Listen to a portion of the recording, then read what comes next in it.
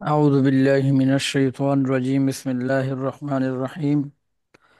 سورة أنزلناها وفرضناها وأنزلنا فيها آيات بينات لعلكم تذكرون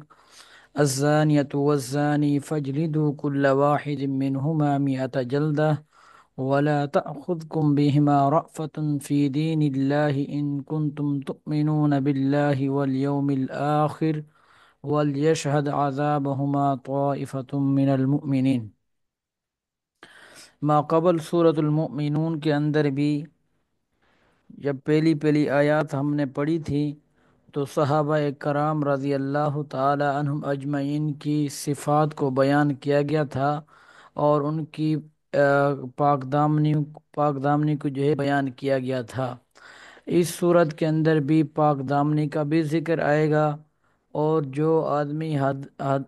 کیا نام ہے قذف یعنی کسی کے اوپر تہمت باندھے گا اس کا عذاب بھی ذکر بھی ہوگا، اور اس کے ساتھ ساتھ جو ہے کیا نام ہے مومنین جو عورتیں ہیں پاک صاف رہنے والی ان کا اس کے اندر بھی تذکرہ آئے گا۔ تو شروع کرتے ہیں کہ سورتن انزلناہا، سورتن یہ سورت ہے، انزلناہا ہم نے اس کو نازل کیا ہے، وفرضنا اور ہم نے اس کو اپنے اوپر لازم سمجھا ہے یا مقرر کیا ہے، وانزلنا اور ہم نے نازل کی ہے، فیہا اس میں آیات بینات یعنی واضح نشانیاں، لعلکم تذکرون تاکہ تم جو ہے اس کے اندر غور و فکر یا نصیحت جو ہے حاصل کر لو۔ اب یہ سب سے پہلا حکم آ رہا ہے، الزانیۃ والزانی فجلدوا کل واحد منہما مئۃ جلدہ۔ الزانیۃ زانیہ عورت، والزانی اور زانی مرد، فجلدو تم اس کو مارو، کل واحد منہما یعنی ان دونوں میں سے ہر ایک کو تم مارو، مئۃ جلدۃ 100 کوڑے، ولا تأخذکم اور تم رعایت نہ کرو یا تمہیں نہ آوے یا تم نہ بناؤ، بہما ان دونوں کے ساتھ، رأفت ترس یعنی تمہیں ان دونوں کو سزا دیتے وقت جو ہے ترس نہ آئے، فی دین اللہ اللہ کے معاملے میں، اللہ کے دین میں، ان کنتم تؤمنون اگر تم مومن ہو، اگر تم ایمان رکھتے ہو، باللہ اللہ تعالیٰ پر، والیوم الآخری اور قیامت کے دن پر، وَلْيَشْهَدْ عَذَابَهُمَا چاہیے کہ وہ دیکھے عذابہما ان دونوں کو مارتے وقت، طائفتن ایک گروہ، من المؤمنین مومنین میں سے۔ اب اس صورت کے اندر یہ زنا کا پہلا حکم بیان کیا جا رہا ہے کہ زنا جو ہے ایک بہت بری خصلت ہے۔ اللہ تعالیٰ نے اور اللہ تعالیٰ کے نزدیک زنا جو ہے ایک بہت بڑا گناہ ہے۔ اللہ تعالیٰ اس زنا کی وجہ سے جو ہے کئی انسانوں کے جو بسے ہوئے گھر ہوتے ہیں وہ کیا نام ہے بگڑ جاتے ہیں، اور کیا نام ہے ان دو آدمیوں کے درمیان، دو خاندانوں کے درمیان اس زنا کی وجہ سے جو ہے وہ دشمنی بن جاتی ہے، اور معاملہ یہاں تک پہنچ جاتا ہے کہ وہ ایک دوسرے کو قتل کرنے کے در پہ ہوتے ہیں۔ تو یہ زنا جو ہے بہت ہی بڑی اور بری خصلت ہے اللہ تعالیٰ کے نزدیک، اور یہ گناہ کبیرہ میں سے ہے۔ اب یہاں پر سب سے پہلے یہ ذکر کیا، الزانیۃ والزانی فجلدوا کل واحد میں یعنی زانیہ عورت اور زانی مرد۔ اب یہاں سے مراد جو ہے وہ ہر عام عورت مراد نہیں ہے، بلکہ اس سے وہ عورت مراد ہے جو آزاد بھی ہے، عاقل بھی ہے، بالغ بھی ہے، ٹھیک ہے، اور شرط یہ ہے کہ وہ شادی شدہ نہیں ہے۔ اگر وہ شادی شدہ نہیں ہے تو پھر اگر اس نے کسی مرد کے ساتھ زنا کر لیا ہے تو اس کو 100 کوڑے مارے جائیں گے اگر وہ شادی شدہ نہیں ہے۔ اسی طرح وزانی، ایسا مرد جو آزاد بھی ہے، عاقل بھی ہے، بالغ بھی ہے، اور وہ شادی شدہ نہیں ہے، تو اس صورت کے اندر اگر مرد نے کسی عورت کے ساتھ زنا کیا ہے تو اس مرد کو بھی 100 کوڑے مارے جائیں گے۔ اور آگے یہ اللہ تعالیٰ نے بیان فرمایا کہ وَلَا تَأْخُذْكُمْ بِهِمَا رَأْفَةٌ فِي دِينِ اللَّهِ کہ جب تم ان کو سزا دے رہے ہوگے یا ان کو مار رہے ہوگے تو مارنے کی جو کیفیت ہے وہ تمہاری کس طرح ہونی چاہیے، یعنی بالکل کسی قسم کی جو ہے رعایت نہ رکھی جائے، یہ نہ سمجھے جائے یہ تو میرا رشتہ دار ہے، میں اس کو کس طرح، یعنی یہ اب عدالتیں ہی کریں گی یا کوئی بادشاہ یا قاضی جو ہے اس کے بارے میں فیصلہ کرے گا تاکہ اس کو کوڑے مارے جائیں۔ اب قاضی یہ نہ سمجھے کہ یہ تو میرا رشتہ دار ہے تو میں اس کو سب کے سامنے جو ہے کس طرح 100 کوڑے مارنے کا جو ہے وہ حکم جاری کروں، بلکہ یہاں پر یہ سختی سے اللہ تعالیٰ نے یہ بیان فرما دیا کہ تم کو کسی قسم کا جو ہے ان کے اوپر ترس نہیں آنا چاہیے، کیونکہ یہ اللہ کا معاملہ ہے، اور اگر تم اس کے اوپر یقین رکھتے ہو، اللہ کے اوپر ایمان لاتے ہو اور قیامت کے دن کے اوپر ایمان لاتے ہو، یعنی اور نبی کریم صلی اللہ علیہ وسلم نے فرمایا کہ تم ان کو اس طرح کوڑے مارو کہ اتنے سخت بھی نہ ہوں کہ ان کے جو جسم کا جو گوشت ہے وہ جو ہے باہر نکلنا شروع ہو جائے، اور اتنے کیا نام ہے نرمی سے بھی نہیں مارنے کہ جو جس کو مارا جا رہا ہے اس کو کچھ محسوس ہی نہ ہو، بلکہ معتدل اعتدال کے ساتھ جو ہے وہ اس کو کوڑے مارے جائیں۔ اس کے بعد آگے ایک لفظ فرمایا کہ وَلْيَشْهَدْ عَذَابُهُمَا طَائِفَةٌ مِّنَ الْمُؤْمِنِينَ، یعنی ان کو مارتے وقت یا ان کو سزا دیتے وقت جو ہے وہ ایسا نہیں کہ کسی بند کمرے کے اندر جو ہے ان کو سزا دی جائے، بلکہ ایک میدان کے اندر جو ہے سب کے سامنے ایک مجمع ہو مسلمانوں کا، سب کے سامنے جو ہے وہ ان کو سزا دی جائے تاکہ جو مجمع ہے وہ جو ہے اس سے عبرت حاصل کریں، آئندہ جو ہے وہ اس طرح کا گناہ جو ہے وہ نہ کریں۔ اس کے بعد اگلی آیت کے اندر فرما رہے ہیں کہ الزانی لا ينکح الا زانیۃ او مشرکہ، زانی مرد جو ہے وہ نکاح نہیں کرتا مگر زانیہ عورت کے ساتھ، او مشرکہ یا مشرکہ عورت کے ساتھ، والزانیہ تو اور اسی طرح، یعنی ایک اور جگہ پر آیا ہے الخبیثات للخبیثین والخبیثون للخبیثات، یعنی خبیث مردوں کے لیے خبیث عورتیں ہیں، اور اسی طرح الخبیثات والخبیثین، الخبیثات للخبیثین والخبیثون للخبیثات، اور خبیث مردوں کے لیے جو ہے خبیث عورتیں ہیں۔ تو یہاں پر بھی کہ جو زانی آدمی ہے اس کا جو نکاح ہے وہ زانیہ سے ہی درست ہوگا، اور اسی طرح کیا نام ہے یا تو وہ مشرکہ سے ہی درست ہو سکتا ہے، اور اسی طرح جو ہے زانیہ جو عورت ہے وہ جو ہے زانی مرد سے نکاح کرے گی یا کسی مشرک سے جو ہے وہ کیا نام ہے نکاح کرے گی۔ وَحُرِّمَ ذَلِكَ عَلَى الْمُؤْمِنِينَ، اور یہ حرام کر دیا گیا ہے مومنین پر، مومنین جو ہے وہ ایسا نہیں کر سکتے، مومنین کے اوپر جو ہے یہ بات بالکل حرام کر دی گئی ہے۔ والذین یرمون المحصنات، اور وہ عورتیں، والذین اور وہ لوگ، والذین وہ لوگ یرمون المحصنات جو کیا نام ہے عیب لگاتے ہیں، تہمت باندھتے ہیں، المحصنات، المحصنات کا جو معنی ہوتا ہے وہ تو یہ کہ جو حفاظت والی ہیں، جو پاک دامن ہیں، لیکن اس کی تعریف میں یہ بات لکھی گئی ہے کہ محصنات سے مراد وہ ہیں جو عاقل ہوں، بالغ ہوں، آزاد ہوں، یعنی غلام بھی نہ ہوں اور ایسا بھی نہ ہو کہ عاقل بھی نہ ہوں یا کیا نام ہے بالغ بھی نہ ہوں۔ تو یہ محسن کی جو تعریف کی گئی وہ یہ کہ وہ عاقل ہو، بالغ ہو، آزاد ہو، تو پھر جو ہے وہ لوگ کیا نام ہے جو کیا نام ہے الزام لگاتے ہیں یا جو تہمت باندھتے ہیں المحصنات، یعنی پاک دامن عورتوں کے اوپر، پھر کیا ہے ثم لم یاتو، پھر اللہ تعالیٰ فرما رہے ہیں کہ اگر کسی ثم لم یاتو، پھر جو ہے وہ نہیں لے کر آتے باربعۃ شہداء، 4 گواہ، تو فجلدوہم 80 جلدتن، تو پس تم ان کو مارو 80 کوڑے، ولا تقبلوا لهم شہادتا ابدا، اور تم جو ہے ان کی شہادت یعنی ان کی گواہی کو کبھی بھی قبول مت کرو، وَأُولَئِكَ هُمُ الْفَاسِقُونَ، اور یہی وہ لوگ ہیں جو نافرمانی کرنے والے ہیں۔ اب اس آیت کے اندر جو ہے ایک اور حکم بیان کر دیا گیا ہے، وہ یہ حکم ہے کہ اب ایک آدمی ہے وہ کسی عورت کے اوپر جو ہے وہ ایسے ہی اپنی طرف سے جو ہے جھوٹ بول کر جو ہے وہ تہمت لگا دیتا ہے کہ یہ جو عورت ہے یہ فلاں مرد کے ساتھ جو ہے نعوذ باللہ زنا کر رہی تھی، یا کسی قسم کی بھی اس کے اوپر جو ہے تہمت لگا دیتا ہے بدکاری کی۔ تو اب اس آدمی کے لیے حکم ہے کہ وہ اگر جو اس عورت کے اوپر تہمت لگا رہا ہے، یہ تہمت کوئی چھوٹی موٹی تو نہیں ہے، بلکہ اسے تو خاندان جو ہے وہ کیا نام ہے ان کے درمیان جو رشتہ ہے وہ بھی ٹوٹ جاتا ہے اور فساد برپا ہو جاتا ہے معاشرے کے اندر۔ تو اس کے لیے یہ حکم کہا گیا ہے کہ پھر اگر جو آدمی کسی عورت کے اوپر تہمت لگا رہا ہے تو پھر اس کی شرط یہ ہے کہ وہ چار گواہ لائے، چار گواہ بھی ایسے لائے کہ جنہوں نے اپنی آنکھوں کے ساتھ جو ہے اس مرد اور اس عورت کو جو ہے زنا کرتے ہوئے دیکھا ہو۔ ایسا نہیں کہ دو آدمی کیا نام ہے، شریعت تو یہاں تک کہتی ہے کہ اگر کوئی عورت جو ہے کسی مرد کے ساتھ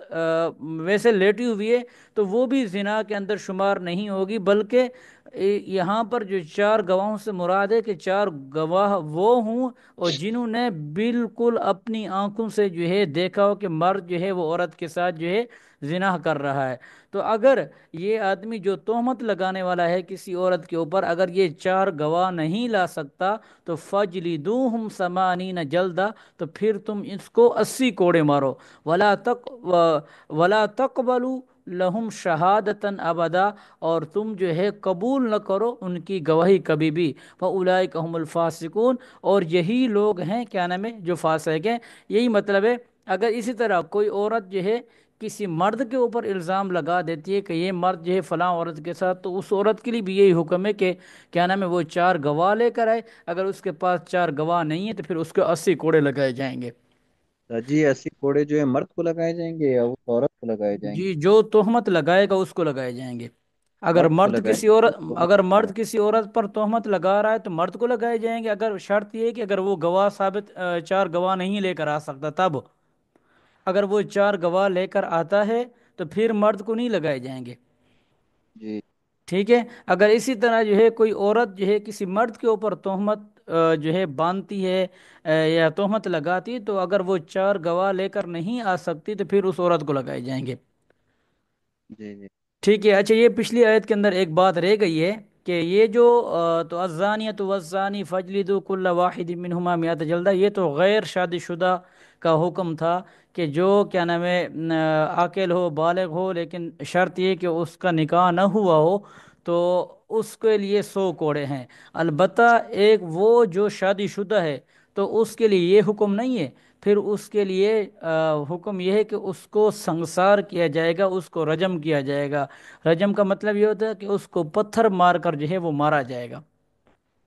دونوں مرد اور عورت دونوں کو جی نا؟ مرد اور عورت دونوں کو، جو شادی شدہ ہوں، اگر شادی شدہ ہونے کے باوجود وہ زنا کرتی ہیں تو پھر ان کے لیے حکم یہ ہے کہ ان کو سنسار اور رجم کیا جائے گا۔ ٹھیک ہو گیا۔ اس کے بعد جو ہے آگے ہے الا الذین تابوا من بعد ذلک واصلحوا، پہلی یہاں پر یہ بات فرمائی کہ ولا تقبلوا لهم شہادتا ابدا، اور تم جو ہے ان کی گواہی کو کبھی بھی قبول مت کرو، کیونکہ یہ لوگ جو ہے فاسق ہیں، نافرمان ہیں، مگر اس صورت کے اندر تم ان کی گواہی کو قبول کر سکتے ہو جب وہ توبہ کریں۔ الذین تابوا، اور جب وہ توبہ کر لیں من بعد ذالک، اس کے بعد یعنی یہ گناہ کرنے کے بعد جو ہے، یہ تہمت لگانے کے بعد جو ہے اگر وہ اللہ تعالیٰ سے توبہ کر لیتے ہیں، معافی مانگ لیتے ہیں، تو پھر جو ہے تم ان کی کیا نام ہے گواہی کو قبول کر سکتے ہو۔ وَأَصْلَحُوا کا مطلب اپنی اصلاح کر لیتے ہیں، یعنی سنور جاتے ہیں۔ فَإِنَّ اللَّهَ، بے شک اللہ تعالیٰ، غفور الرحیم، کیا نام ہے بخشنے والا ہے اور رحم کرنے والا ہے۔ اگلی آیت کے اندر ایک اور حکم بیان کیا جا رہا ہے کہ والذین، اور وہ لوگ یرمون جو تہمت لگاتے ہیں من ازواجہم اپنی بیویوں کے اوپر، ولم یکن لہم شہداء، اور نہیں ہے ان کے پاس کسی قسم کا کوئی گواہ، الا انفسہم فشہادت احدہم اربع شہادات باللہ، الا انفسہم مگر صرف ان کے اپنے، یعنی وہ خود ہی اس نے دیکھا ہے اپنی بیوی کو کسی مرد کے ساتھ ناجائز تعلقات قائم کرتے ہوئے، تو اس کے پاس کوئی چار گواہ نہیں ہے، تو اس صورت کے اندر پھر اس کا حکم کیا ہے؟ فشہادت احدہم اربع شہادات باللہ، تو وہ کیا نام ہے چار، یعنی چار گواہوں کی جگہ پر جو ہے وہ 4 مرتبہ جو ہے وہ اللہ کی قسم کھائے گا۔ فشہادت احدہم اربع شہادات باللہ، کہ وہ 4 مرتبہ یہ اللہ کی قسم کھائے گا کہ انہ لمن الصادقین، کہ بے شک وہ آدمی سچا ہے، یعنی میں سچا ہوں، یعنی میں نے خود دیکھا ہے اپنی بیوی کو کسی مرد کے ساتھ ناجائز تعلقات قائم کرتے ہوئے، یعنی زنا کرتے ہوئے، میں نے خود اپنی بیوی کو دیکھا ہے، اور میں اس پر 4 مرتبہ اللہ کی قسم کھاتا ہوں کہ میں سچا ہوں، اور 5ویں مرتبہ یہ کہے گا تو الخامسۃ، اور پانچویں مرتبہ یہ کہے گا کہ ان لعنت اللہ علیہ، بے شک اللہ کی لعنت علیہ اس آدمی پر، ان کان من الکاذبین،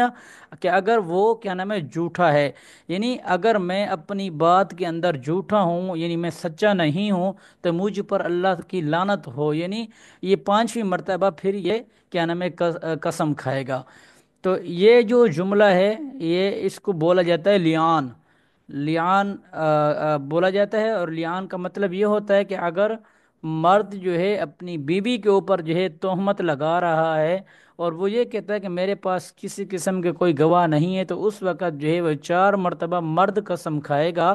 کہ میں جو ہے اپنی بات کے اندر سچا ہوں، اور پانچویں مرتبہ یہ کہے گا کہ اگر میں اپنی بات کے اندر جھوٹا ہوں تو مجھ پر اللہ کی لعنت۔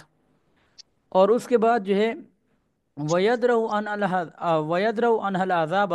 اور اس کے بعد جو ہے ٹل سکتا ہے انہا اس عورت سے، العذاب، عذاب سے مراد جو ہے یہاں پر مار ہے یا سزا ہے، کہ اس عورت سے جو ہے اس کے بعد اس عورت سے عذاب اس صورت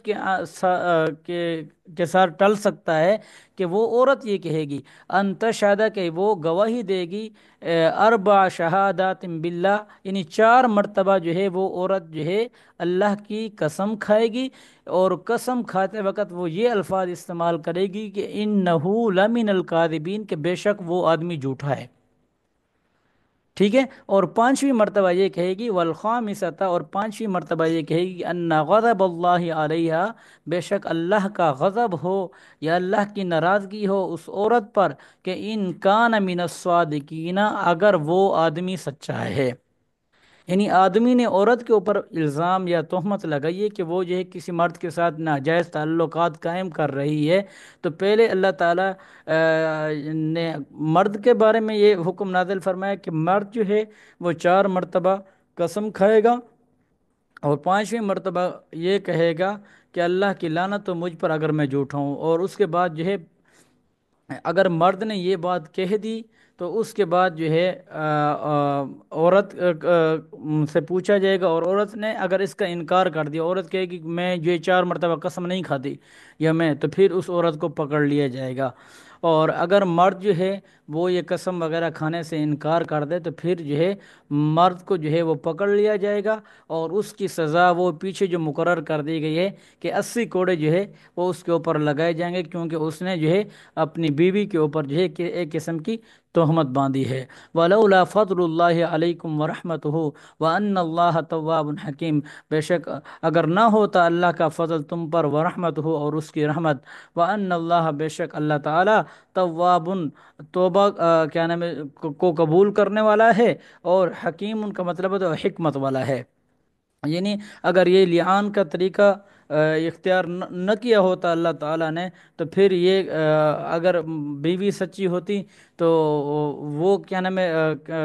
کسی اس کے اندر جو ہے وہ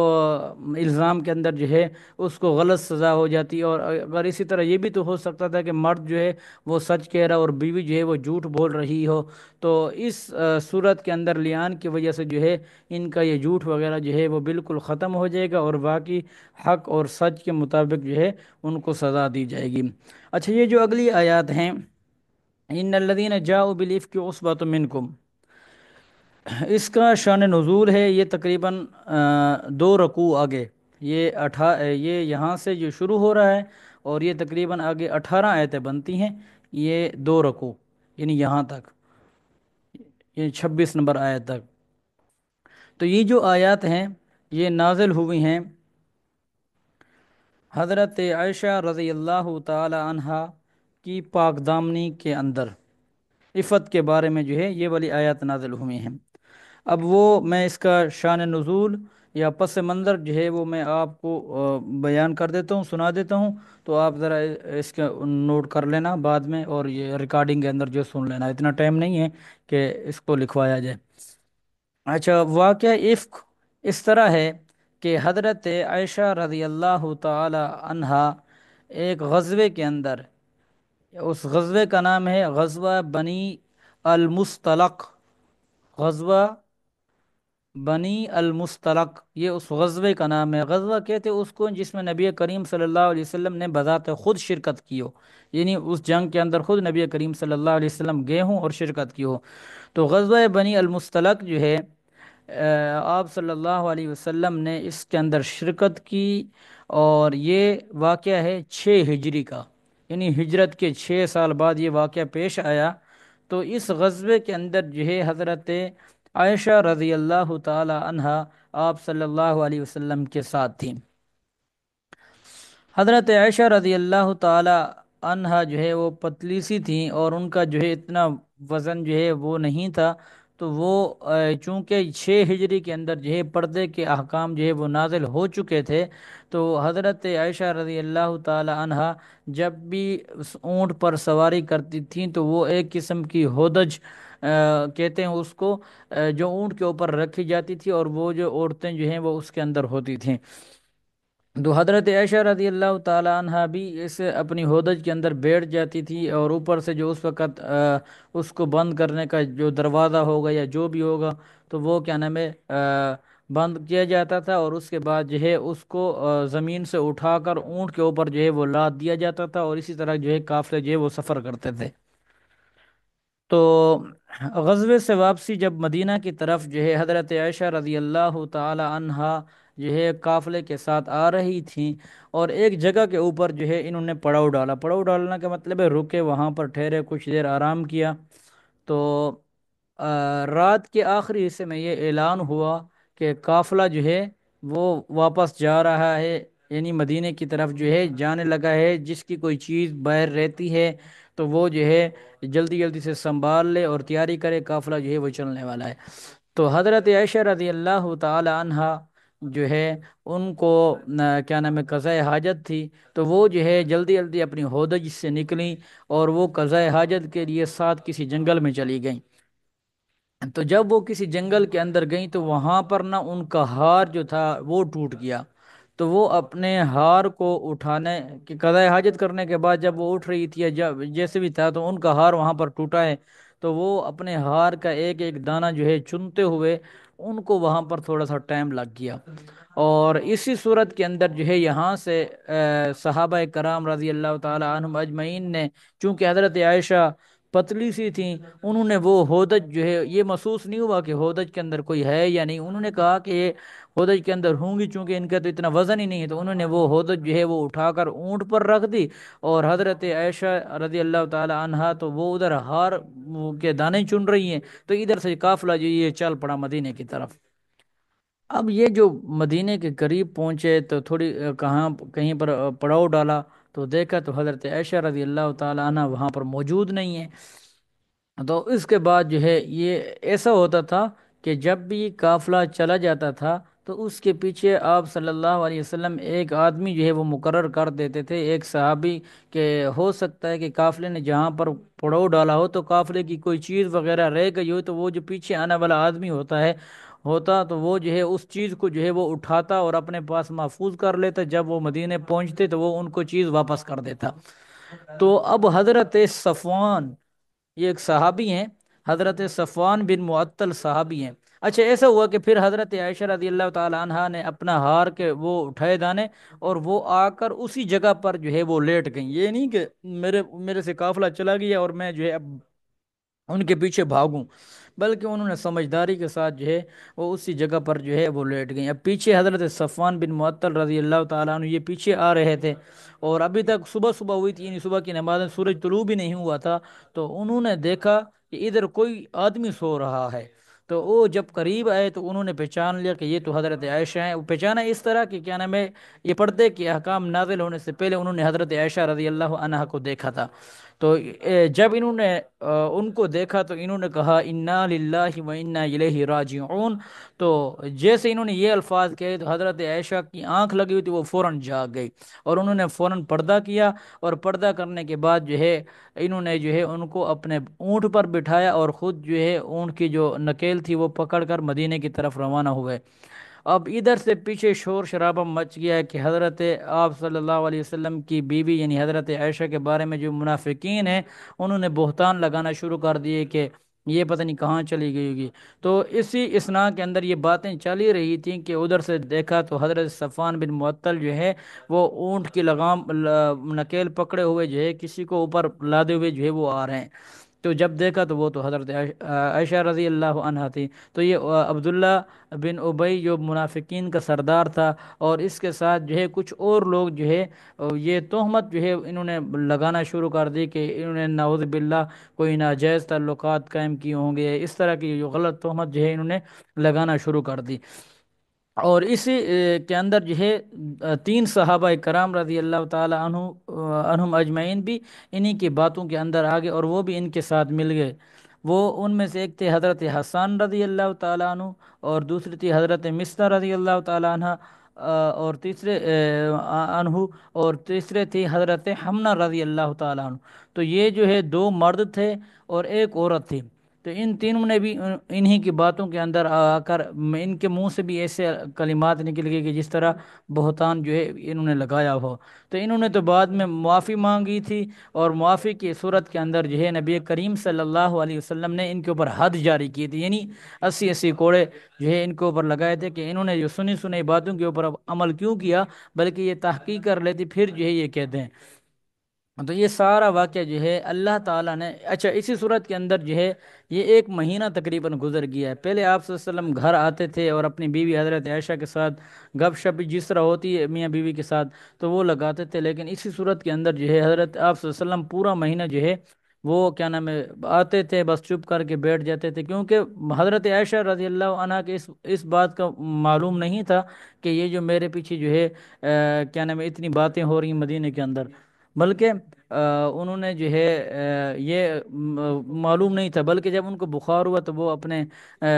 امی کو ملنے کے لیے گئیں وہاں پر والے تو ادھر جو ہے وہاں پر کسی عورت نے جو ہے ان کو بتایا کہ یہ 1 مہینے سے زیادہ ہو گیا ہے کہ آپ کے خلاف جو ہے یہ باتیں ہو رہی ہیں۔ تو اس کے اوپر جو ہے پھر حضرت عائشہ بہت روئیں اور اللہ تعالیٰ سے جو ہے معافی مانگی۔ ان کی ماں بھی ان کی بات سننے کو تیار نہیں تھی، ان کے باپ بھی، یعنی گھر والے سارے ناراض تھے۔ تو پھر انہوں نے اللہ تعالیٰ سے جو ہے کیا نام ہے مطالبہ کیا دعا مانگی اللہ تعالیٰ سے کہ یا اللہ تو ہی میری مدد فرما، اور میری عفت کی اور میری پاک دامنی کے بارے میں جو ہے تو ہی فیصلہ فرما۔ تو اس وقت جو ہے حضرت عائشہ رضی اللہ تعالی عنہا کی پاک دامنی کے اندر جو ہے یہ تقریباً یہ 2 رکوع جو ہے اللہ تعالیٰ نے جو ہے وہ نازل فرمائے تھے۔ انشاءاللہ اس کا ترجمہ جو ہے ہم کل پڑھیں گے، کل انشاءاللہ 6:30 بجے، ٹھیک ہے؟ 6:30 بجے پڑھ لیں، کل ہفتہ ہے تو انشاءاللہ 6:30 بجے پڑھ لیں گے اگر آپ کہتے ہیں تو۔ ٹھیک ہے جی۔ جی اللہ کل، جی عرفان صاحب